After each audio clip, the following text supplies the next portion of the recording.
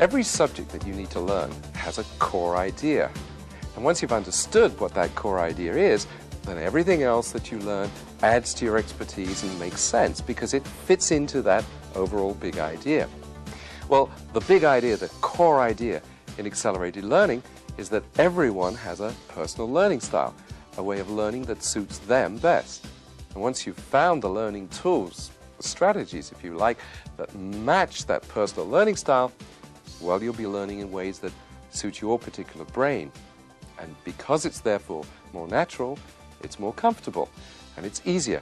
And because it's easier, it's quicker. Hence the name accelerated learning.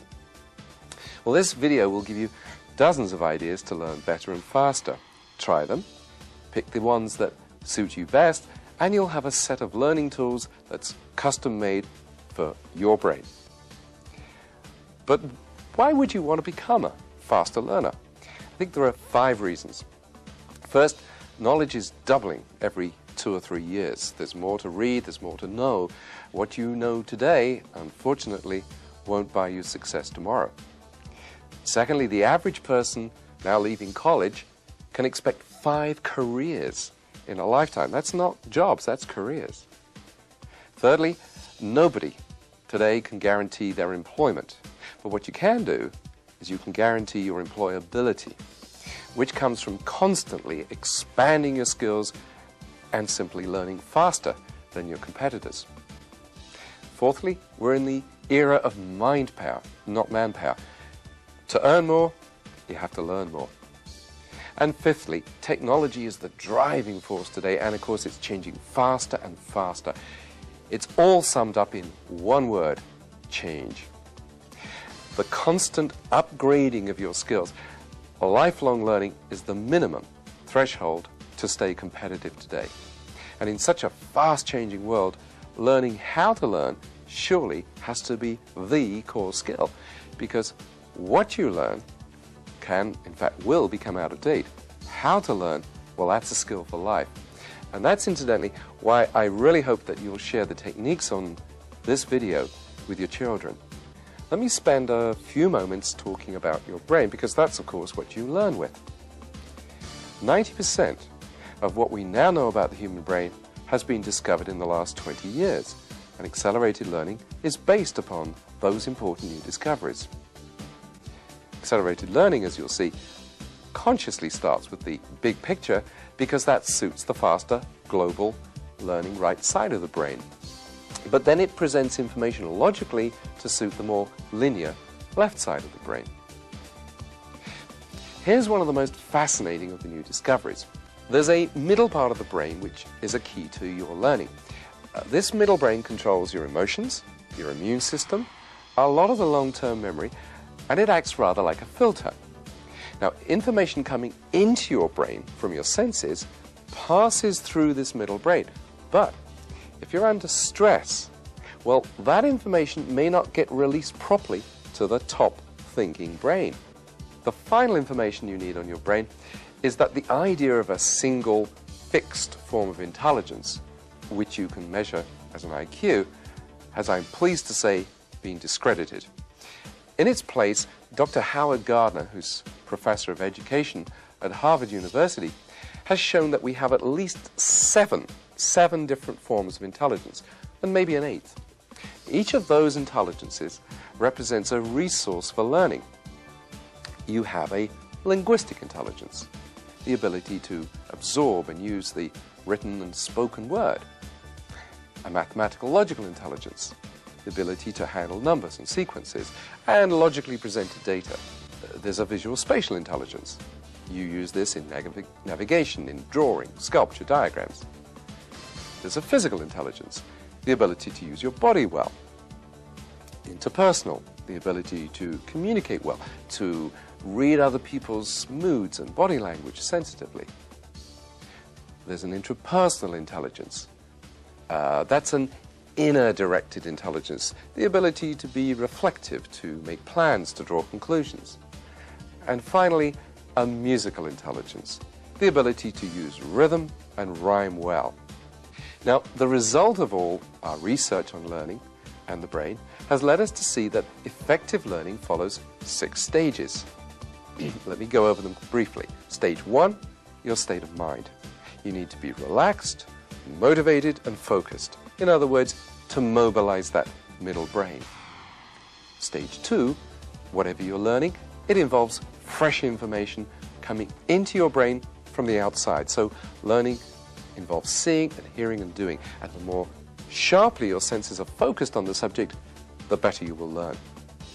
Stage 3, you've now taken in the information. Well, now you need to actively explore the subject to make it your own. And that's when you'll use as many of your intelligences as possible.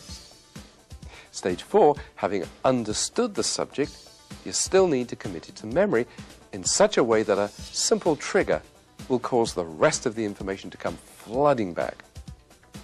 Stage 5, you now need to know, if you do know, to test yourself. In other words, do I really know this?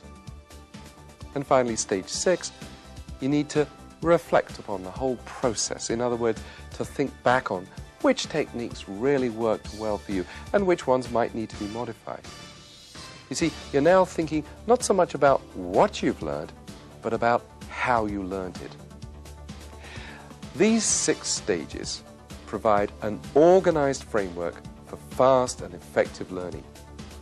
But what do you actually do at each stage?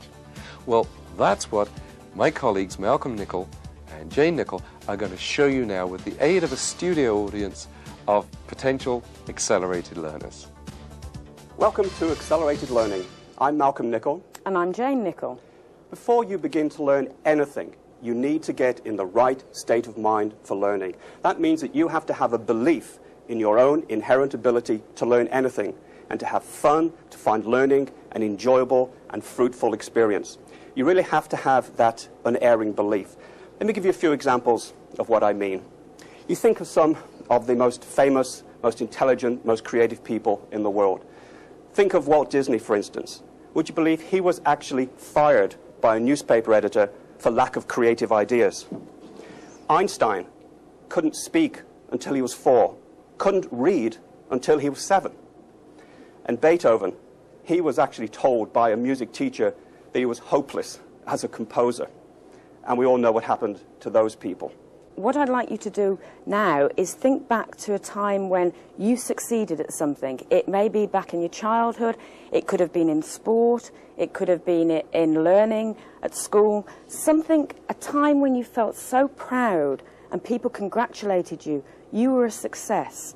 Bring back those feelings. What were people saying to you? What were you feeling? What were you seeing? How did it make you stand tall and proud? Those are the feelings of success that you need to start learning with. You can learn, you can be successful because you've been successful before. This will really help to get you in the right frame of mind.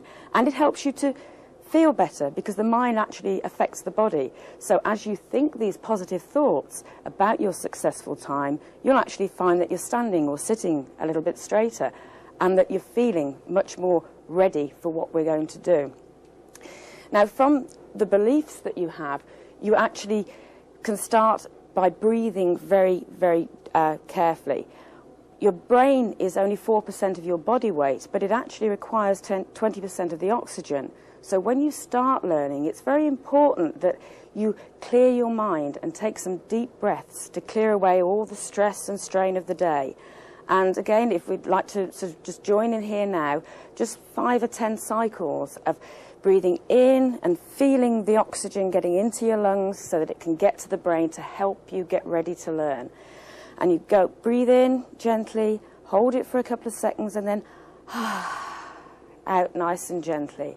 And again, in and you keep going, and as you're breathing out, you will feel the stress and the strain going. You will get your brain ready, nice and clear, and we should always employ this tactic before you start learning. It makes a break from what's been going on in the day, from all those things that buzz around in our heads. We're going to start learning now, so relaxed. This creates a very relaxed, focused frame of mind, which is the type of frame of mind you need to get on with learning and to do it in a very positive way. Why are you learning anything? You have to know that before you start. You have to decide what we like to call WII-FM. You tune into radio station WII-FM. What's in it for me? What's the ultimate reward? What's the ultimate payback from the learning experience? Let me give you a few examples. Let's say, for instance, you were trying to learn a foreign language. Why do you want to learn French? Is it because you want to go on vacation to Paris and be able to go into a beautiful sidewalk cafe and order dinner and make sure that the steak comes back cooked the way you really want it? Or maybe it's a business expansion and you have a client that you can do business with in Mexico City. He doesn't speak English. Imagine how much to your advantage it will be if you can speak Spanish. So you need to have a clear vision of achieving that goal and what you're going to get out of it. Imagine yourself there in that sidewalk cafe, having ordered an exquisite dinner, having conversed fluently with the waiter. Picture yourself there. Imagine how good you will feel, how exalted you will feel. Just feel that elation. And the same if it happens to be a business negotiation. You're actually down there, sitting around the negotiating table in the boardroom. You've clinched the deal, you've shaken hands, you've impressed your client with your knowledge of his language. What a great courtesy, what a great business advantage. Now, on the way to getting there, you need to set yourself some goals, and you need to do things one step at a time, because trying to learn a foreign language, for instance, seems like an immense task if you're sitting here today and you don't know a word of French or a word of Spanish. Try learning just 5 words a day. 5 words a day isn't very much, but over the course of an entire year, you could actually become very conversational in that particular language. Another important thing you can do for your motivation along the learning path is to actually reward yourself when you do achieve one of those goals. Pat yourself on the back. Give yourself a gold star. If you're going out to learn French and you achieve a certain level, take yourself out to a French dinner. Have a restaurant and practice your skills while you're there. Very, very important. Pat yourself on the back. We like to call it catch yourself doing it right. Another important thing is confidence, to build up your confidence levels. And I've talked already about learning a language, and it's a good example to continue with, because what you need to find at the beginning of any learning experience is what you already know. And you may not think you know any words of French or German or Spanish. You'll be amazed how much you do already know. One good tip for learning is to summarize what you've learned as you progress. So let me recap what stage 1 was about. Essentially what Malcolm and Jane have said is that a little time spending preparing for learning makes a big difference later. Spending time to get focused and positive, motivated, psyched up if you like an athlete, is time very well spent. So, 1, think through exactly what this will do for you. 2, set a timetable and stick to it. 3, break the subject down into small chunks and celebrate each little victory. And 4, visualize really vividly what success will look like and feel like. You see, motivation isn't about grim determination. It's about making sure that you've programmed your subconscious mind to really want what you've set out to do. Okay, now let's look at stage 2, getting the facts to suit yourself. So without any more ado, what we want to do right now is get you all speaking Japanese, counting for us very simply in 1 to 10 in Japanese. We'd like you to stand up just for a moment.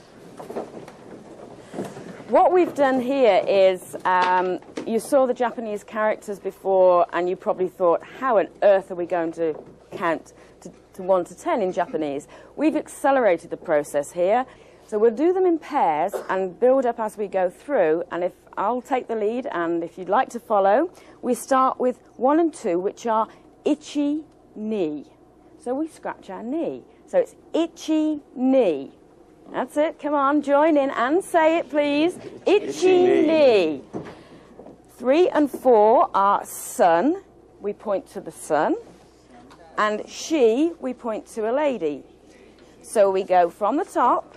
Ichi, ni, sun, she. And again, ichi, ni, sun, she. 5 and 6 are go and rock. So for go, we just pretend to take a couple of paces forward. And for rock and roll, we can rock and roll. So we go from the top. Itchy, knee, sun, she, go, rock. Right? And again. Itchy, knee, sun, she, go, rock. 7 and 8. Now, 7 is shishi. So we do a double sneeze. So it's shishi. Okay? Shishi.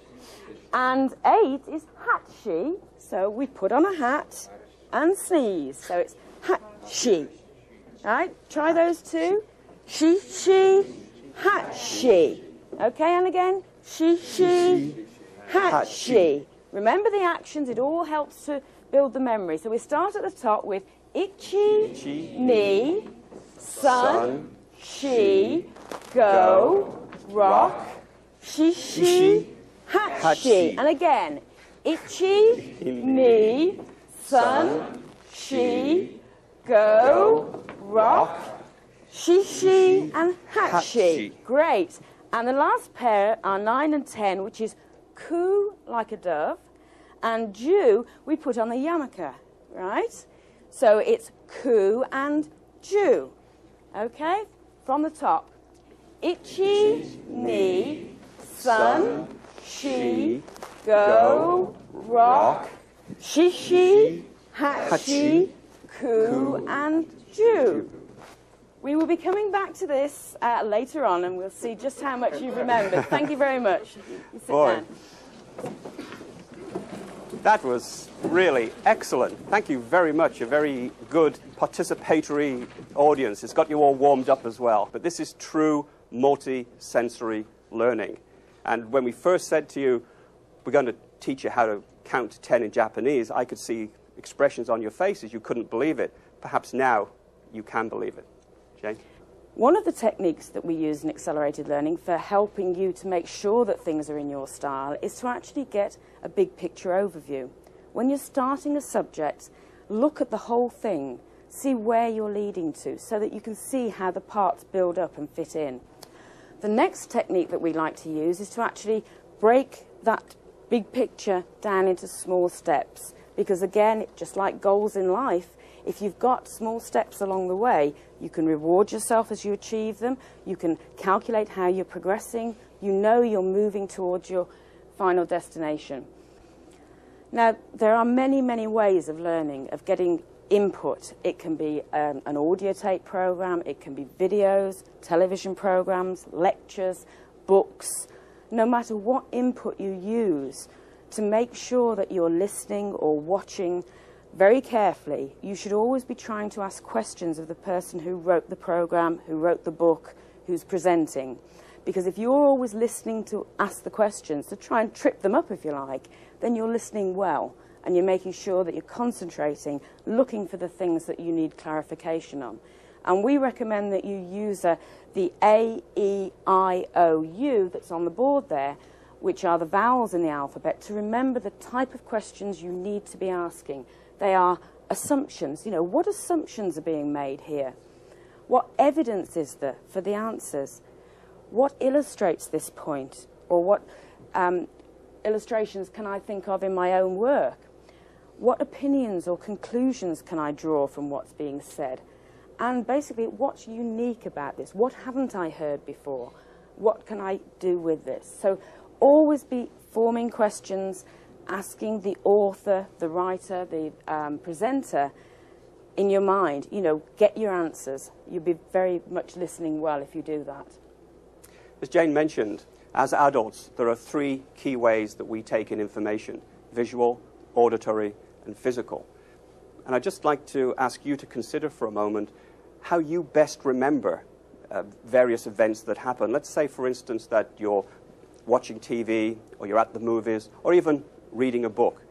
Do you, A, best remember what you see? Do you remember the scenes? Do you remember what people look like? Or B, do you remember the dialogue? Do you remember what people have to say? Do you remember people's names? Do you remember the jokes? Or C, do you remember what happened? Do you remember how the characters felt? Do you remember how you felt watching them or reading about them? You are all unique individuals, and you all have preferences.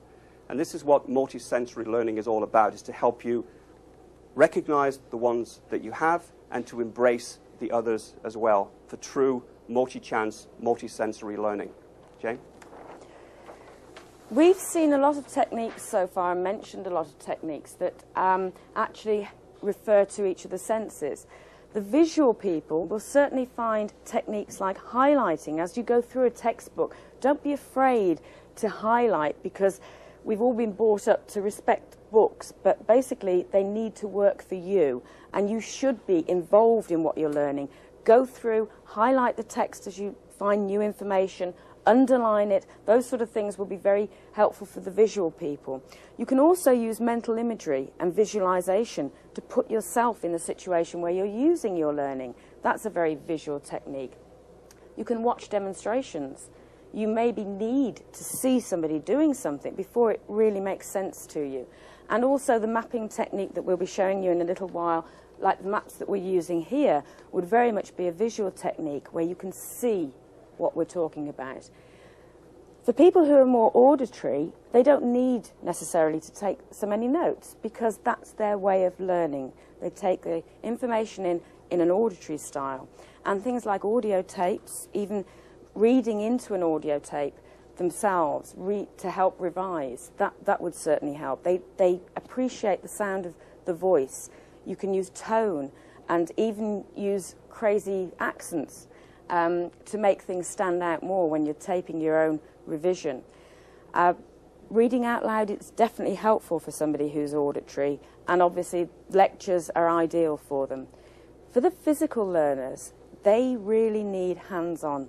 They need to actually be doing things to make sense to them. So again, actually taking part in a demonstration or taking part in role play would certainly be an advantage for them.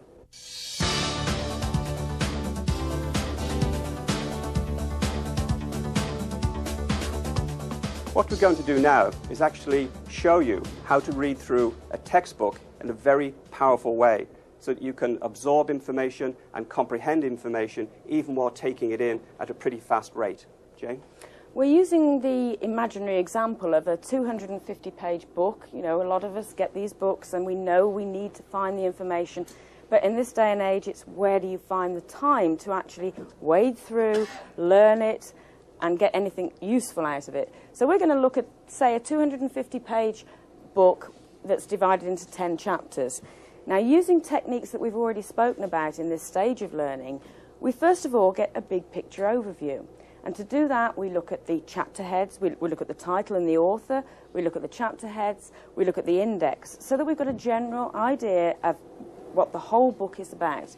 We spend about 5 or 10 minutes just doing that. We then preview the first chapter. We spend about 3 minutes really going through, reading any subheadings and looking to see what information is in there. And basically at this point, you stop after the first chapter and you say, have I found anything of use? Because my time's precious. You know, if I haven't found anything in an overview and a preview, then am I going to find anything in the other 9 chapters? So you actually make a conscious decision there of whether the book is useful to you, and it's going to add to your knowledge. You don't have time to waste on things that are only what you already know. So you spend about 3 minutes a chapter if you've decided that the rest of the book is going to be useful for you. You can then sketch out in note form what you already know about each of the chapters, about the subject. That, again, about 3 minutes a chapter, 30 minutes for the book. And then ask the questions that we mentioned before over on the other board, the A, E, I, O, and U, assumptions, evidence, what illustrates this, what opinions are being drawn, and what is unique about it. Those questions will show you what you need to know about the text. Again, 3 minutes a chapter, 30 minutes for a book. Now we come on to speed reading. And yes, it's quite easy for all of us to actually achieve a speed of 10 to 15 seconds a page. And I encourage you to look at speed reading, because basically the way we've all been taught to read is to vocalize in our heads as we read the words. Now that means we stop on each word and we focus. It means that the brain, which works at far faster than that, gets bored, so it back skips, it wastes time, it wanders. If you teach yourself how to speed read, and you can achieve quite easily at least 2,000 words a minute because your eyes work quite happily at that speed, scanning the pages, you will find the key words that you need to know about are there, and you will focus in on them. It actually stops the brain getting bored, so you're more effectively reading. And you can achieve this 15 to 20 seconds a page and really, get the information that you need without the wasting of time that the vocalization causes in the brain. 15 seconds a page, about 8 minutes for a chapter. That means you've spent about 80 minutes on the book. We then go on to step 6, which is the after view. Now, during your speed reading, there will have been sections that perhaps didn't quite gel as you went through. These are the more difficult ones, and we would recommend that you go back in this after view and actually read that paragraph out loud, because you're actually then hearing it as well as seeing it and saying it. We're adding more senses every time we do this. So difficult paragraphs, spend about 10 minutes a chapter doing this. We then make notes. You're actually turning what you've read, the information, you're converting it now into notes at 10 minutes a chapter, about 100 minutes. And then probably the most important thing when you're learning is a review cycle. What's the point of doing all this if you can't remember what you've actually read or learned? And for a review cycle, we would just recommend that you looked at these notes that you made here for 10 minutes the next day, for 10 minutes the next week, and for 10 minutes the next month. And that way you've revisited them and you've locked the information into your mind. So here, in just 410 minutes, less than 7 hours, you've read an entire 250-page textbook. But you haven't just read it, you've reviewed it, you've re-reviewed it, you've made notes, but also you've fully understood and fully comprehended it. That's the power of power reading. Now, in terms of taking notes, there's another very important technique that we call learning maps. And we've actually already introduced you to learning maps, because that's exactly what this is here. It's a unique way of making information much more memorable. And we do have in the studio audience today somebody who has effectively used a learning map in his work relationships. I'd like to ask Jerry Cohen to come up and share with us his experiences.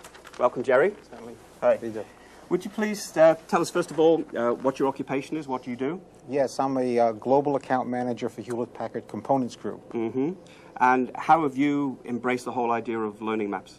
Well, I've used learning maps for different things. I found it very useful for presentations. Mm-hmm. For instance, I have in front of me a presentation that I did a period of time ago, and it was a region review.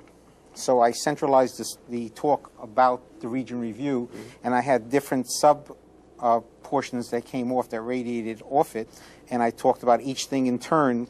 And the incredibly powerful thing that I learned about this is that after reviewing it and going through it, I can actually create a picture of this in my mind, mm-hmm. and I can therefore go to a section and see it in my mind, what all the things I'm going to talk about, what all the key elements are, mm-hmm. and the order I'm going to talk about it in. Right. And I see you've used different colors as well. So how important was that? The different colors aren't really essential, but they do help to distinguish it a little bit better. Mm-hmm. And how do you find this kind of learning, keeping notes, is different from the old-fashioned linear methods, I guess? Yes. In the beginning, I really didn't see what, just by reading about it, I really didn't see what the difference was. Mm-hmm. When I actually started using it, I found that it made a tremendous difference. Mm-hmm. I found that I can visualize the sequence of events. When I made notes, I could then put another note right in the exact spot. If you did it in a linear fashion, there's no room for adding it. Everything is in a sequence of what you went through, but not necessarily in an organized way. And this is a very important point, because for learning to become truly memorable, you actually have to implement it and put it into effect. And is this something that you've now shared with other people? Yes, in fact, I've given these techniques to people in my group, and they've used them. Some of them are in the audience there, Great. and they've used them and different things as well. Okay. Thank you very much, Jerry. Okay, We appreciate it. Okay. So there you see what learning maps are all about and how they can actually be applied into the workplace very, very effectively. It's a true way of learning, using all of our senses for learning. So how do we actually build a learning map? Basically, we find out what the core idea is, and we put that in the center. So we build up from a core, and each subject will have a branch. And on a learning map, maybe the first branch is, what are we going to record? We're going to record ideas. So we just put a little branch for ideas. You don't record great long reams of words. You're actually recording ideas. And the ideas will be recorded in just maybe keywords. So that one word will trigger the memories and you'll remember everything else. Now, you might actually record in pictures if you're a good artist. If your brain thinks that way, you might well start drawing your whatever it is you're talking about. I've got a nice little house there.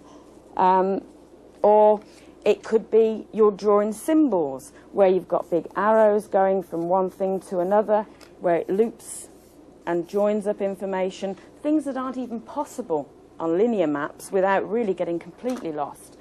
You might then have another section which says, well, what can we use them for? Jerry's used them for presentations. Anything that you have to write notes for. So it could be for meetings, to actually record ideas from meetings. Brainstorming is another wonderful way, because you can go back to add information later as it crops up, and yes, it's related to that, or it's related to something else. Colour is very important. The visual memory is very, very strong. And this is why learning maps work, because instead of having 6 pages of notes, you've actually got all your notes on one page, and you almost take a photograph of it with your brain. And if you're trying to learn from it, and you're redrawing a map, your brain will be looking for what's missing. So you might have, on the original one, had 3 legs, and you think, that part of the subject I've completely lost. That's where I need to do some more work, because your brain is in tune with this sort of learning. A brain cell is very much like this. You've got a center and you've got all the connections coming out from it. So we make it as memorable as possible, and we use a lot of colour. Colour can be used to relate different parts of the information so that you can track that the same ideas are in the same colour. It can be used, as I said, to actually relate things. So, you have these, the colour is important, and we want to colour the keywords maybe. So we add the colour into the keywords. You also maybe use different sorts of lettering. I mean, on a rough map, you just go through quickly, but then part of the technique is to actually redraw your notes later so that you organise them more. And that's all part of the memory and learning process. But, you might have something, if you're writing the word stress, you might go, and really make it look like what it's supposed to be. So that's, stress. Or, we had one on the earlier one which was relax, and it was a very laid-back lettering. They're just visual ways of making your notes come alive, and they can be so useful because you can picture what you've learned. And the old saying is, picture's worth 1,000 words. This is definitely a way that we would encourage you to try, because like Jerry said, once you've tried, you really do realise how useful they can be, and you end up using them in preference to any other method of taking notes. So we each have a preferred individual learning style. We really have a combination of intelligences. What accelerated learning does is it helps you identify what you're good at, and it also identifies the things that maybe you want to work on, so you can embrace all of the different intelligences. Learning must never be passive. You have to be doing something as you learn. And this chart, I think, really tells the story.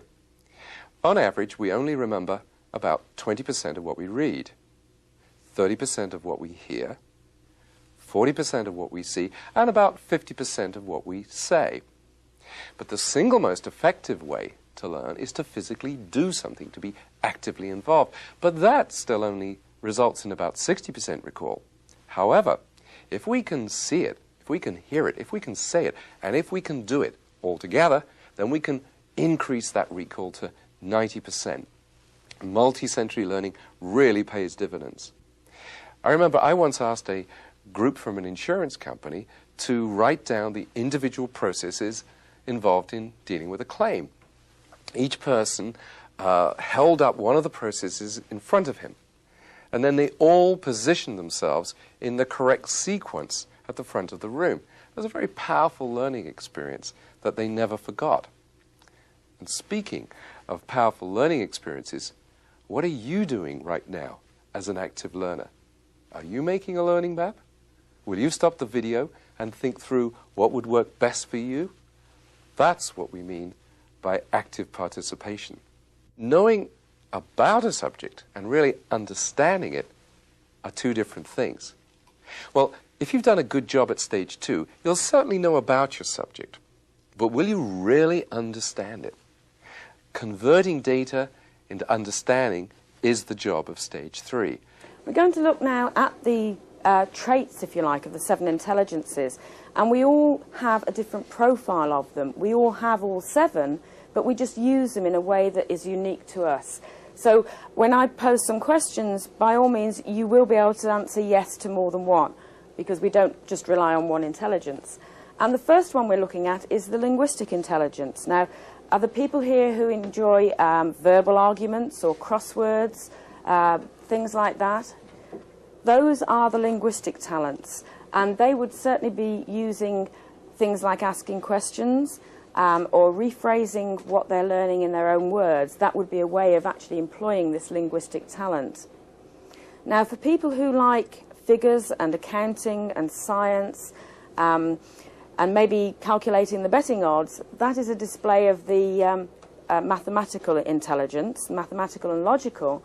And the sort of techniques that we can use to help us use that would be to rate and categorize what we're learning, to put them into numbered lists so that we can use this affinity we have with our mathematical, logical intelligence.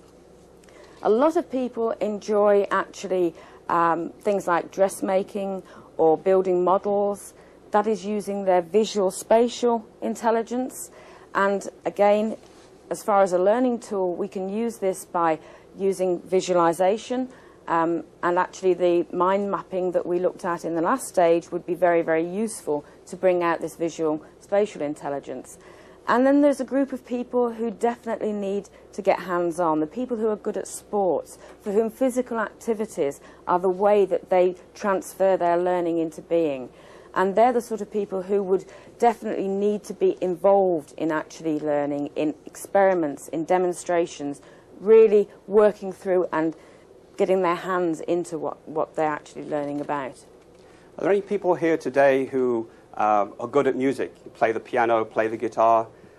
And many other of you are also good at music.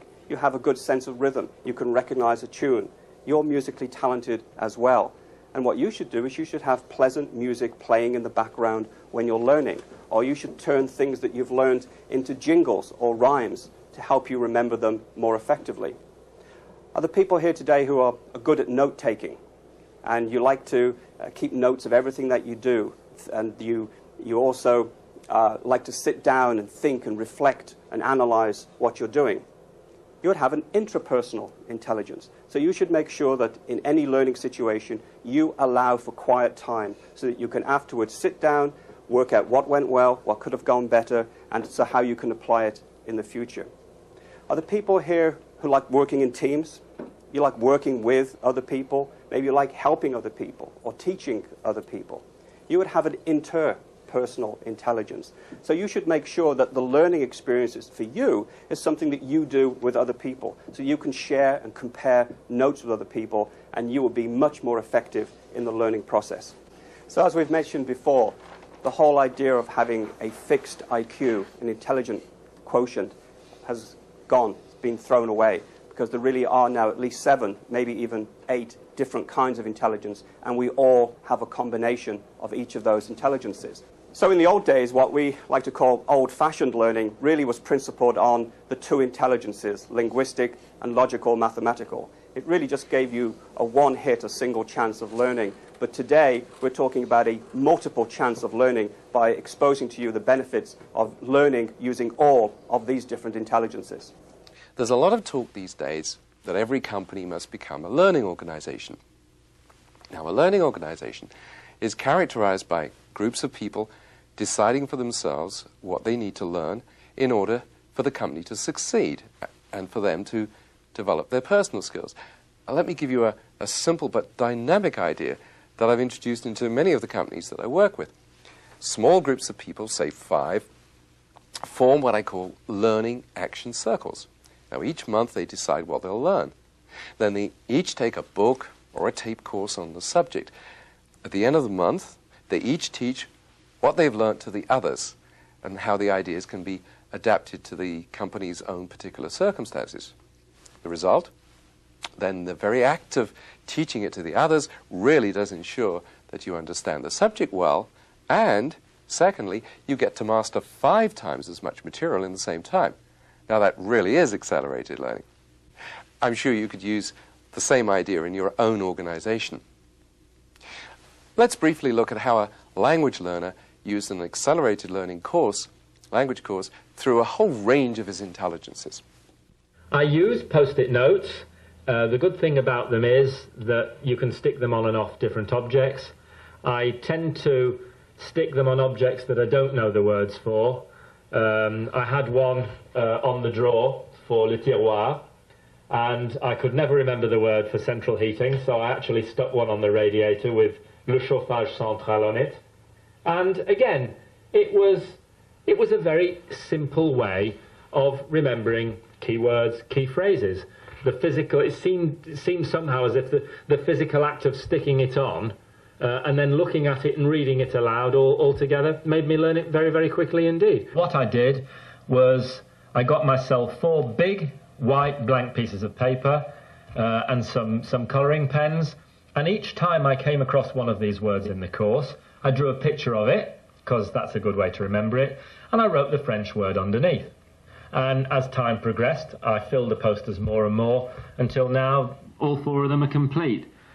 It was interesting, when I first started off this course, that in the instructions, it advises you to write in the book, to use lots of different colours, to highlight verbs, and to interact with the book as far as you can. And I must admit, initially, I was a bit concerned about that, because I guess traditionally you tend to think of a book as something that you passively read and you don't write in.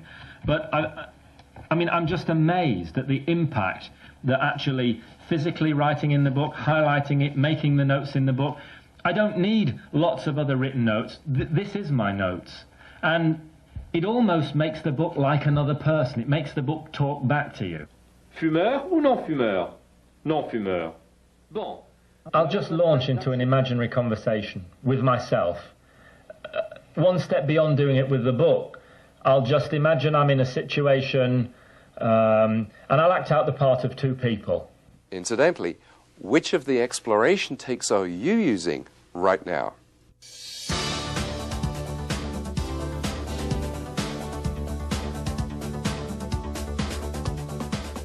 Let's now turn to stage 4. You've really learnt the subject.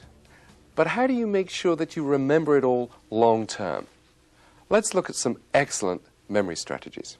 We're now looking at stage 4 of the learning process, which is memorising the key facts.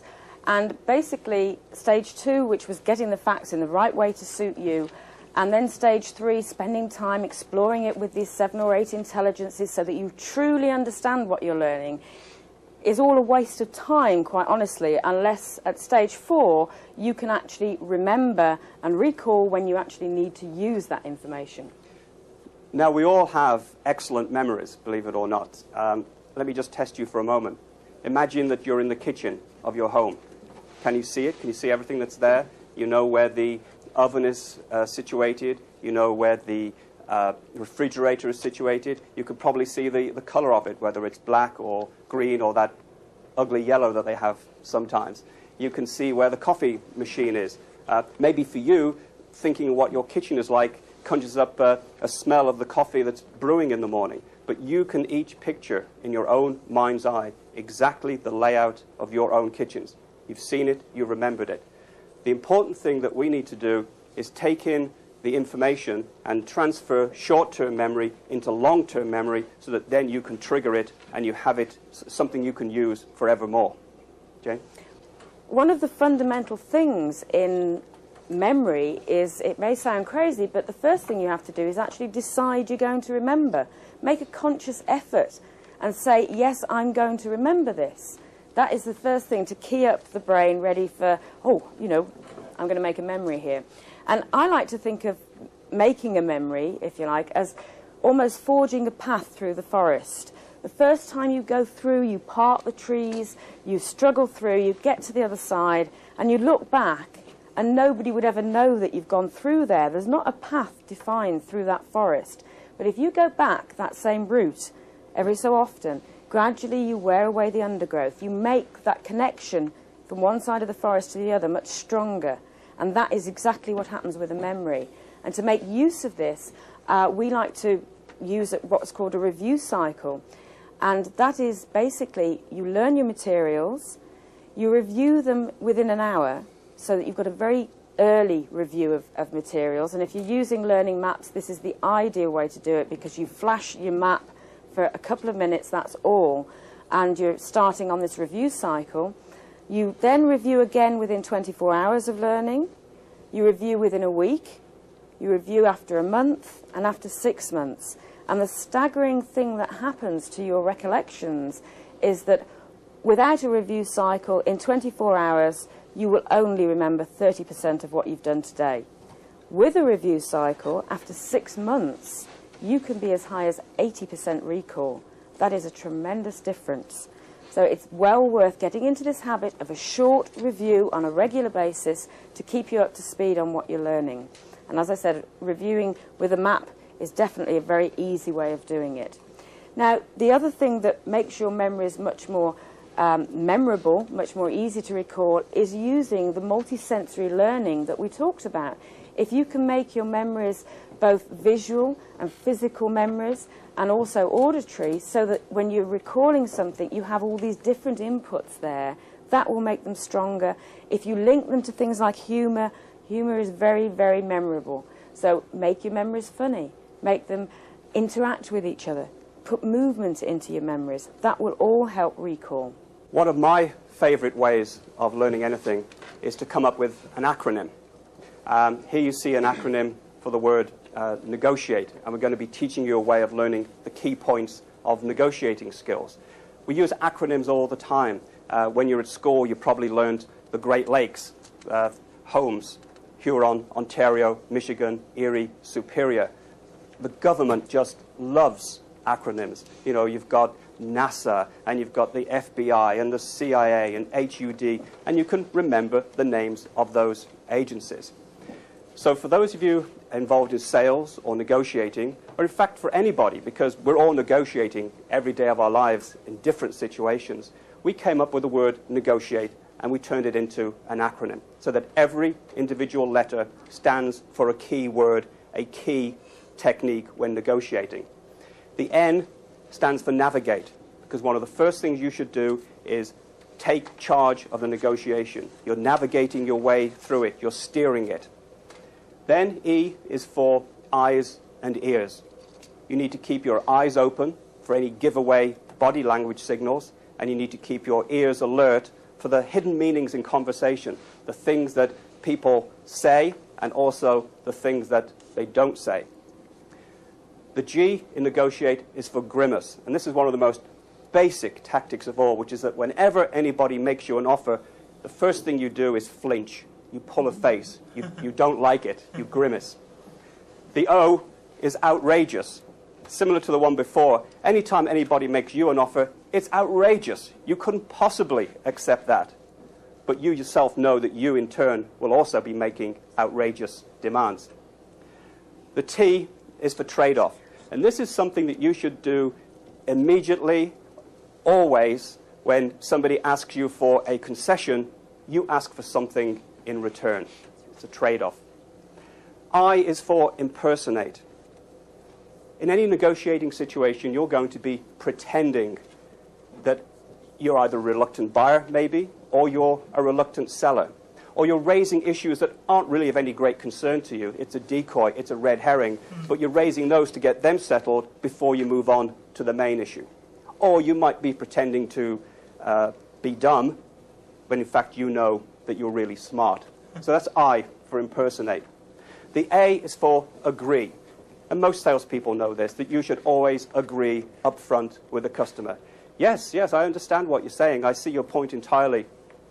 But, or you can use the good old feel, felt, found technique. I know how you feel. Other people have felt the same way. But what they found eventually was. The T in negotiate is for teasing. This is really nibbling and getting extra concessions. You've already agreed that you're getting a $50,000 a year salary. You've agreed the health benefits package. You've agreed how many weeks vacation you're going to have. You've shaken hands, and just as you're turning away to walk out the door, you turn back and you say, oh yes, and that does include membership in the country club, doesn't it? So you're just teasing for an extra concession, probably at the last minute. And the last one in negotiate is E, for easy acceptance. Because after you've got everything that you want in the negotiation, you want it to be a win-win. You want the other person to be happy.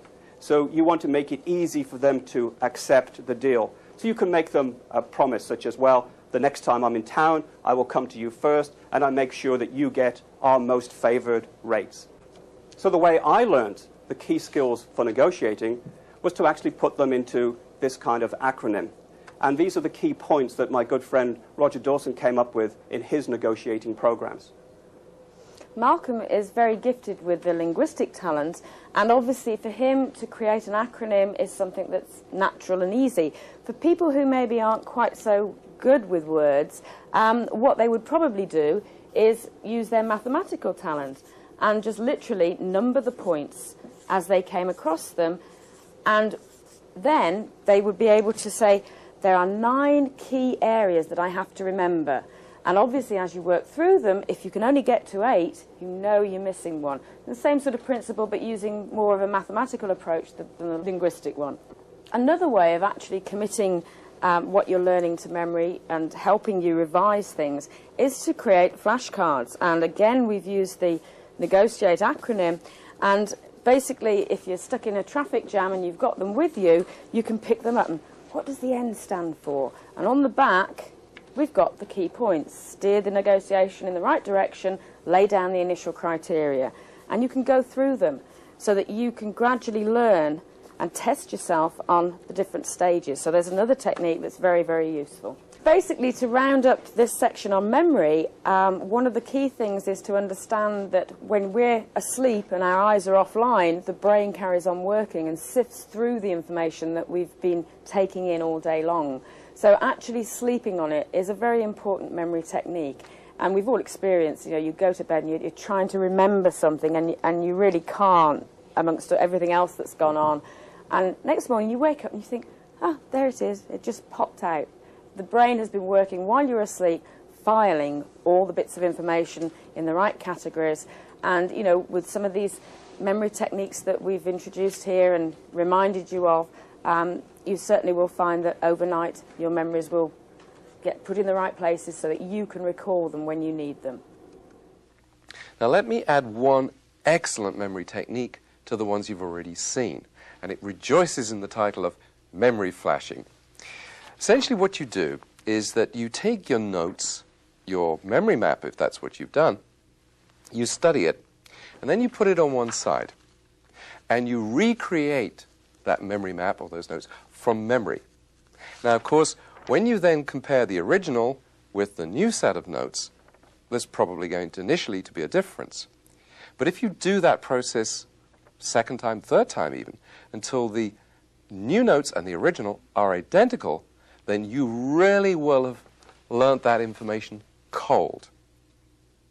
Now, I've taught that memory flashing technique to students, and many of them have told me that they get into an examination room and they absolutely can bring the whole information up visually into their memory. It's like copying it down from a blackboard. It's a very good learning strategy. I think of all the memory strategies that you've seen, the two with the biggest payoffs are memory flashing that I just showed you and the review cycle.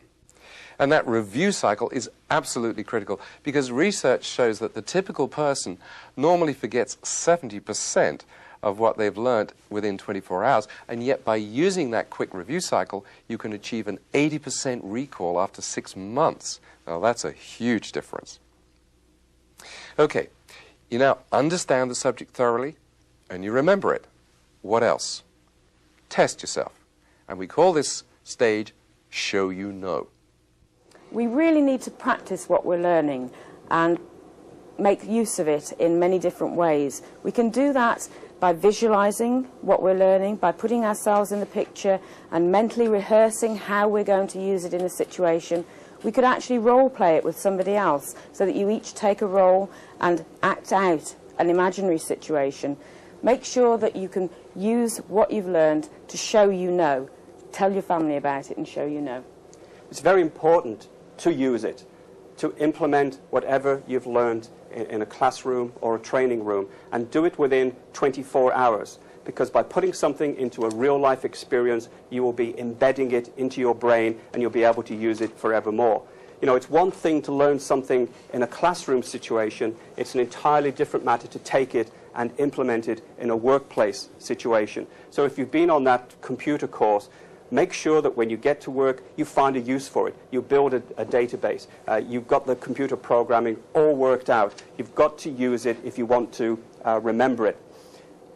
Check with others. What we're saying here is that learning shouldn't be a lonely experience. There are other people that are learning with you in most situations. Or if not, find somebody who will. And by interacting with that other person, you can literally double your learning power. Make sure that you keep reminding yourself of what you've learned.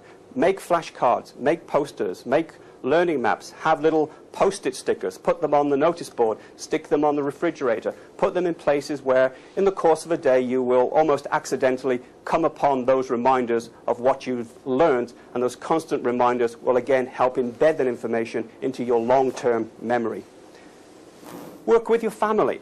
Your family hopefully is supportive of whatever it is that you're learning. So sit down with them, rehearse with them, get them to let you talk to them about what you've learned. Because when you have to tell somebody about what you've learned, you really have to marshal your thoughts. You really have to make sure that you understand it so you can communicate it to somebody else. Find yourself a mentor. Find yourself somebody who's more experienced than you are, who will be your guardian angel, if you like, somebody that you can go to who will give you support and encouragement and will have that extra piece of knowledge that you don't yet have. And finally, make a learning log. Keep a daily record of everything that you've learned, whether it's a new foreign word, whether it's a new English word, whether it's a computer code, whatever it might be. Just keep drawing up a list of everything that you've learned. Imagine how motivating it is when you've got your learning log of all your newly acquired wisdom. Very motivating. We also have a technique that we call learning action circles. And really what we do is we like people who are learning to link up with other people, a group of study buddies we call them. Because when you join with other people and you share the learning, you learn from each other, you help the other person learn, you also introduce them to maybe a different way of learning because your techniques might not be their techniques. So everybody builds a common understanding then of different learning styles, and you can benefit from other people's learning styles. Stage 6, and an important part of the learning process, is reviewing what you've learned, taking time out to sit back and reflect on what you've learned so that you can have that information to use forever. This really is a self-analysis section. You use that intrapersonal intelligence to actually reflect and go through the process that you use, not the subject. So it's not so much the what we've learned, it's How did I learn? What techniques worked for me? What tools can I use again? Or what tools really didn't work? Let's, find some others. So you review and you find out what you can use that's going to benefit you. And there are two important questions that we ask at this stage. And the first is, what went well? And the second is, what could have gone better? So to help us with this whole review process, what we've done is to put together what we call a personal progress plan. And this is something where you can sit down and ask yourself these key questions and make notes at your leisure. The most important things I learned are, you should prioritize the important things from any learning session. Secondly, as a result, I will do this or use these following ideas. So you haven't just learned something, you know how it's going to impact upon you in the real life situation. The third one is, I can expect this initial difficulty, but I will overcome it by this action. This is actually addressing the fact that you realise that, it's not going to be plain sailing all the way through, and that there may be little stops and stumbles along the way, but you're prepared for them. The next one is, I will check on my progress. I will know when I've succeeded. So we go back to earlier today when we spoke about rewarding yourself. You don't have people around you like teachers and parents who reward children when they learn and achieve. You have got to install some sort of reward program and pat yourself on the back when you achieve it. And that's actually the next key point, to identify how you are going to reward your success. Is it a pat on the back? Are you going to give yourself a gold star? Are you going to take yourself out for dinner to that French restaurant? You catch yourself doing it right. You also need to identify, I need to learn more about this. Yes, you've learned a lot and you've made major leaps forward, but there's bound to be more information on any subject. That's your next learning point. And lastly, I will ask this person or these people to help. You find that mentor who can give you that helping hand, that person who can be your support and encouragement. Jane? There are three keys to success, not just in learning, but success in life. The first is to start with the end in mind. Have a clear, strong vision of what you want to achieve, of where you want to be, because if you keep your eyes focused on that, you will find the route through it. The second one is to actually take responsibility for yourself. You cannot choose what happens to you, but you really can choose the way you react to it. So make sure that your reactions build for you the success that you want. And the third one is to learn from mistakes. We've said that. Don't ever be afraid of making mistakes, because the only person who doesn't make mistakes is the person who literally never does anything. But it is important for us all to acknowledge that we have something in common with the wealthiest and the most successful people in the world. 60 seconds in a minute, 60 minutes in an hour, 24 hours in a day, 7 days in a week. It's what we do with that time that's so important, how we maximize that time. And accelerated learning principles will help you make the most of that time. We tell you things like you need to prioritize and know what's important rather than what's urgent. That may sound like a silly thing to say, but there are times when you could be working on a very important business project. The telephone is ringing, so it seems urgent. You answer the telephone, and who's there but somebody you don't want to talk to? Somebody trying to sell you something, somebody trying to collect a bill, or whatever. They're people you don't want to talk to. A waste of time. You need to prioritize and know how you're going to spend your time valuably. Two other things I like to use called downtime and double time. Downtime really are those moments in the day that, again, we all have. The 15 minutes when we're waiting to catch a bus, the 15 minutes we're waiting to catch a train, or we're in the doctor's office or the dentist's office, and we're sitting there and we're idly flipping through magazines, or we're daydreaming. We could be spending that time instead very profitably. We've talked already, given you some examples about a foreign language. Imagine if you were carrying around with you flashcards with French words or Spanish words written on them. You can refer to them in that downtime. You would learn them, and you'd become quite effective in a foreign language over the course of a year, just spending 15 minutes of downtime a day. What I mean by double time is to really do two things at the same time. I'll give you a personal example. I started running about 3K, 3 times a week. I found it quite boring, just plodding along there all by myself, until I got a Walkman. I invested in a Walkman. I invested in audio tapes from people such as Brian Tracy, Dennis Waitley, Roger Dawson. And so while I'm out there running, I'm not just being entertained, I'm gathering information. I'm improving my mind at the same time as I'm improving my body. Very important for us to make the most use of our time. And continuing on that theme, we'd really like to encourage you to push your personal comfort zone. Really try something new. You'll have discovered today your personal learning preferences, and you may be the kind of person who likes to sit down and quietly think through a problem and not be bothered by other people. But you might be amazed at the benefits you will accrue from sitting down with a group and trying to have an interpersonal learning experience. Some people don't like the thought of goal setting or visualizing success. I would encourage those people, the ones that are most reluctant to try something, to give it a try and to push your personal comfort level.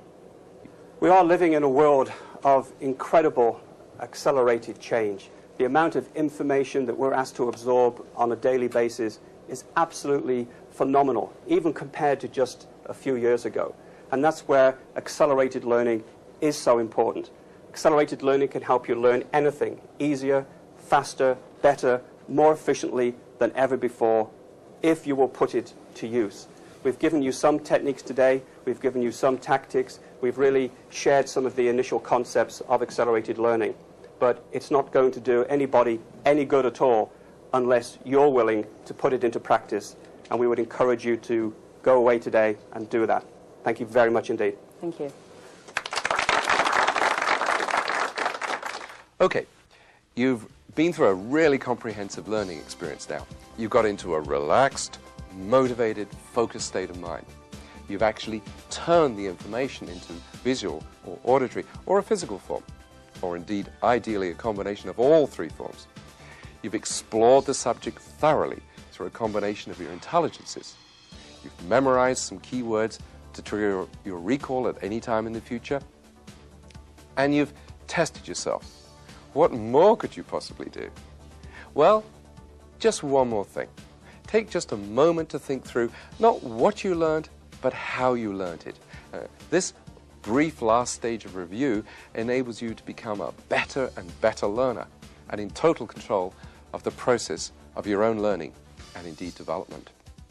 If I had to pick out some of the absolutely key steps, I think I'd probably say, 1, focus really hard on what learning this subject is going to do for you. Power read the material to get the core idea quickly. Then create a memory map of what you know so far.